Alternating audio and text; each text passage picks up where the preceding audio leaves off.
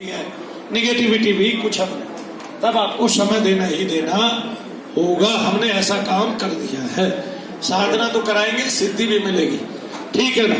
और आपको ये भी नहीं समझना है मनु भैया आपको कोई मरघटकाली देंगे, मशाड़ी देंगे, नागमाता देंगे, कुछ नहीं देंगे।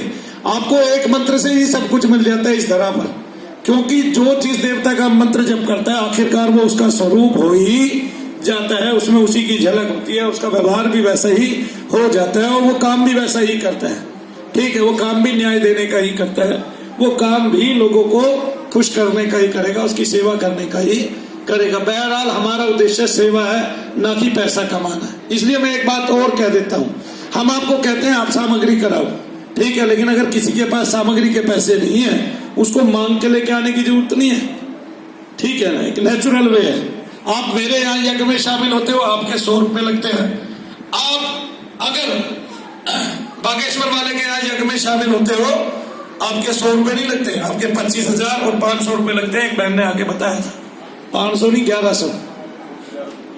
1100 फीस है। इस तरह से, या आप पंडोघर में जाके हवन करते हो, वहां भी आपका हवन महंगा होता है, कहीं भी इतना सस्ता हवन नहीं होता। हम उत्तम सामग्री इस्तेमाल करते हैं, उसमें पहले से ही घी मिला हुआ होता है। आप देखते हैं अलग से बहुत कम चीजें डालने की जरूरत पड़ती है, फिर भी अलग से लकड़ी, तेल, कई चीजें मैं डालता हूँ। तेल इसलिए कि अक्षय देव का ज्यादातर जाप करते हैं, और यज्ञ तो तेल से भी किया जा सकता है, घी से भी किया जा सकता है। लेकिन आज के युग में जो है, मैंने आपको घी की बात बताई थी, आपने देखा था एक बार एक डब्बा आया था, कौन सा आया था, कौन सी कंपनी का था, और वो डब्बा मतलब डब्बा पिघल गया, घी नहीं पिघला। अगर आपने देखा होगा पिछले धाम में,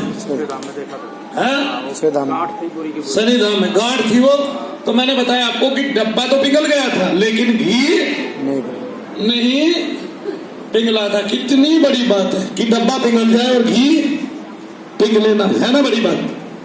हाँ, तो इस तरह से डब्बा पिघल गया, घी पिघला नहीं। ये धाम की बात थी, ये उस धाम की बात थी। इसलिए घी में ज्यादा दोष है, तेल में इतनी मिलावट है, इतनी मिलावट है। गाय भैंस की चर्बी मिला देते हैं और पता नहीं क्या क्या मिला देते हैं, पामोलिव मिला देते हैं, और भी बहुत सारी चीजें ऐसी हैं जो मिला देते हैं, है ना। ऐसे तो वो चीजें, जैसे खोए में बहुत सारी चीजें मिला देते हैं, खोया बना देते हैं किसी किसी चीज का। इसी तरह से दूध बना देते हैं, दूध में तो वो तक घोल देते हैं, क्या बोलते हैं, सरफ का पाउडर तक घोल देते हैं।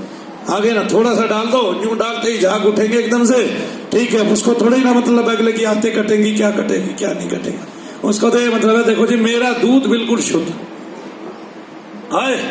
अच्छा, और एक बात, उसकी एक हल्की सी खुशबू होती है, वो मुंह में जाएगी, डाला तो उसने कड़ मात्र है, और आपके दूध में झाग भी आ रहे हैं, जैसे ही आप यूं करते हैं झाग का भर जाता है ना। एक दूध वाला मेरे पास आता था, एक दिन उसके पास दूध की कमी पड़ने लगी, तो उसको आगे से दूध मिलता नहीं था, वो